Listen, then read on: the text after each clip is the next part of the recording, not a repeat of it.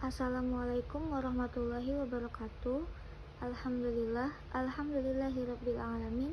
Wabihi nasta'in wa ala umuri dunya waddin. Wassalatu wassalamu ala asrofil anbiya'i wal mursalin wa ala alihi wa sahbihi ajma'in.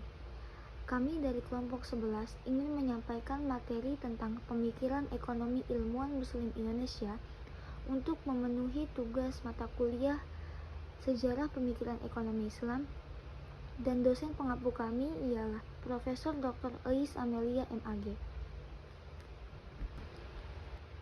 Kelompok kami beranggotakan 3 orang, yaitu Az-Zahra Lutfiantono, Nadia Janatul Ma'wah, dan Rahmah Aliyah Hidayat. Pembahasan pertama yaitu ekonomi Islam di Indonesia. Gerakan ekonomi Islam Indonesia pada masa awal abad 20 bercirikan nasionalisme keagamaan. Gerakan ini utamanya didorong oleh kelompok saudagar muslim yang mencapai klimaksnya ketika didirikannya Sarekat Dagang Islam di Betawi pada tahun 1909 dan diikuti oleh Sarekat Dagang Islam di Surakarta pada tahun 1911 oleh Raden Mas Tirtowadi Surjo dan berganti nama menjadi Sarekat Islam pada tahun 1913. Sebagai organisasi non-politik, SI memiliki kegiatan utama pada bidang sosial dan ekonomi. Di Indonesia, beberapa tokoh pergerakan Islam seperti Hos Cokro Aminoto dalam Islam dan Sosialisme pada tahun 1924, HM Rasjidi dalam Islam dan Sosialisme pada tahun 1966, Safruddin Parawiranegara dalam apa yang dimaksud dengan sistem ekonomi Islam pada tahun 1967, Zainal Abidin Ahmad dalam dasar-dasar ekonomi Islam pada tahun 1950, Khairuddin Yunus dalam sistem ekonomi kemakmuran bersamaisme pada tahun 1955, dan Buya Hamka dalam keadilan sosial dalam Islam pada tahun 1951. Dalam pengembangan ekonomi Islam, ternyata para pemikir atau cendekiawan Muslim Indonesia telah banyak memberikan kontribusinya. Namun, pemikiran ekonomi Islamnya tidak cukup dikenal oleh para cendekiawan Muslim dunia karena tidak ditulis atau diterjemahkan dalam bahasa dunia, misalnya Inggris dan Arab. Karya Khairuddin Yunus merupakan salah satunya yang ditulis dalam bahasa Arab dan Inggris, seperti Economic System of Islam dan Hazihiyah Indonesia. Karena itu, penting untuk mengenalkan Islam ekonomi dan pemikiran ekonomi Islam yang berkembang di masa pergerakan Islam dan kontemporer dalam sejarah Indonesia. Selanjutnya yaitu pemikiran ekonomi Islam Zainal Abidin Ahmad. Zainal Abidin Ahmad atau ZAA dilahirkan di Sulit Air pada 11 April 1911. Pendidikan pertamanya di usia 6 tahun oleh orang tuanya dikirim ke Surau Tabing mengaji kepada Angku Datu dan kemudian pindah mengaji di Surau Nunang mengaji kepada Haji Muhammad Saleh yang merupakan murid dari Haji Rasul. Dalam asuhannya, ia tumbuh dengan suburnya ketaatan beragama yang bercampur semangat anti kolonial dan anti penindasan. Arti ekonomi Islam menurut Zainal Abidin Ahmad yaitu ekonomi dengan suatu kegiatan manusia untuk memenuhi, menghasilkan, dan membagi-bagikan kebutuhan. Pengertian ini tidak lepas dari pengaruh filosof Muslim Islam seperti Ibnu Sina dan Ibnu Rushd yang juga menjadi kajian dalam karya-karyanya. Pembahasan selanjutnya mengenai tauhid sebagai dasar utama ekonomi Islam. Pentingnya ketuhanan atau bisa dikatakan tauhid dalam ekonomi Islam menjadi topik utama dalam pemikiran ekonomi Zainal Abidin Ahmad. Dasar ketuhanan dalam ekonomi memperkuat moral dan sosial di dalam ekonomi serta memberikan tuntunan suci dalam pembentukan ekonomi baru di dunia. Ia menguraikan dengan jelas bagaimana mengutamakan Allah di segala aktivitas ekonomi Islam. Dalam produksi, menurutnya, menyebabkan seseorang tidak akan mengambil sesuatu yang haram, tidak mengerjakan sesuatu yang haram, dan tidak pula melakukan cara-cara yang haram. Dengan demikian, dapat dikatakan aktivitas dalam ekonomi Islam dibatasi oleh hukum-hukum syariat yang telah ditetapkan oleh Allah. Tujuan-tujuan ekonomi Islam.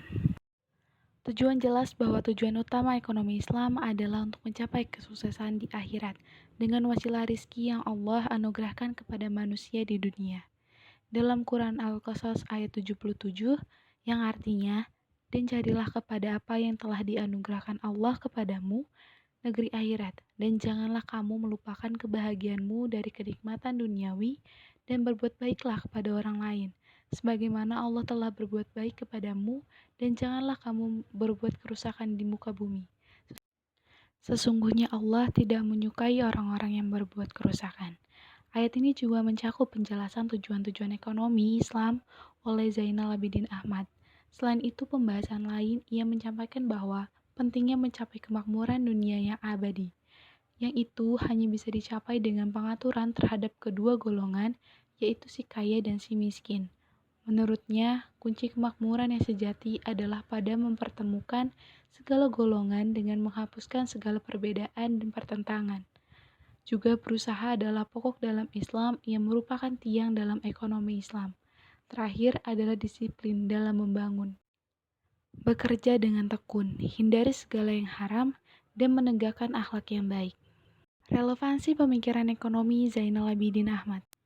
Ada 4 pokok atau dasar yang harus diperhatikan dalam pengembangan ekonomi Islam, yaitu konsep manusia, masyarakat, negara, dan ketuhanan, yang merujuk pada Al-Quran dan Sunnah. Manusia sebagai khalifah Allah di bumi diberi mandat untuk mengusahakan atau mesejahterakannya. Masyarakat merupakan perwujudan sosial ekonomi Islam, karena itu penting menjadi pembahasan dalam sosial ekonomi Islam. Negara dalam hal ini merupakan pemegang kekuasaan untuk mengatur urusan perekonomian yang terkait hubungan individu dan masyarakat. Yang terakhir, ketuhanan mesejahterakannya. Masyarakat merupakan perwujudan sosial ekonomi Islam, karena itu penting menjadi pembahasan dalam sosial ekonomi Islam. Negara dalam hal ini merupakan pemegang kekuasaan untuk mengatur urusan perekonomian yang terkait hubungan individu dan masyarakat. Yang terakhir, ketuhanan merupakan gabungan dari manusia, masyarakat, dan negara.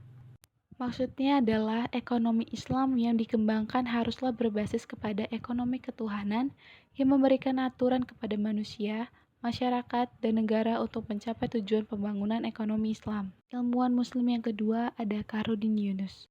Beliau kelahiran Jorong Sarike, Negara Sulit Air, Kabupaten Solok, Sumatera Barat, tanggal 14 Agustus 1915. Karya-karyanya yang terkait dengan pengembangan ekonomi Islami seperti konsepsi ekonomi Islam, sistem ekonomi menurut Islam, ekonomi terpimpin, dan garis-garis besar ajaran agama dalam bermasyarakat. Pembagian kerja dan perdagangan menurut Kaharudin Yunus. Pembagian kerja menurut Kaharudin Yunus dibagi menjadi 3, yaitu kerja-kerja pengeluaran, manufaktur, dan perdagangan. Yang pertama ada kerja-kerja pengeluaran. Maksudnya adalah kerja-kerja manusia yang dijalankannya untuk mengeluarkan benda-benda kekayaan dari sumber aslinya di alam, seperti pertanian, peternakan, perikanan, dan sebagainya.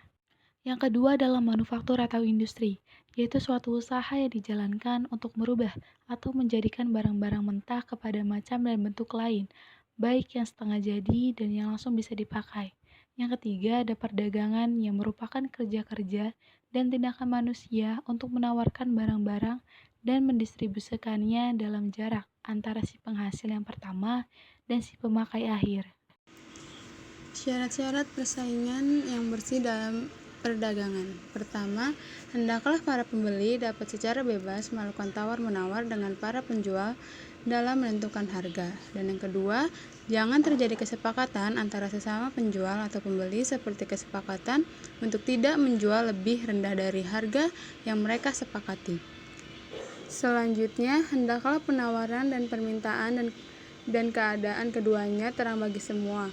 Maka, jangan ada penawaran yang tidak diketahui oleh setengah para pembeli atau permintaan yang tidak diketahui oleh sebagian penjual. Dan keempat, hendaklah para pembeli dapat memilih si penjual dengan bebas, tidak mengutamakan seseorang penjual dari yang lain-lainnya. Begitu juga para penjual terhadap para pembeli.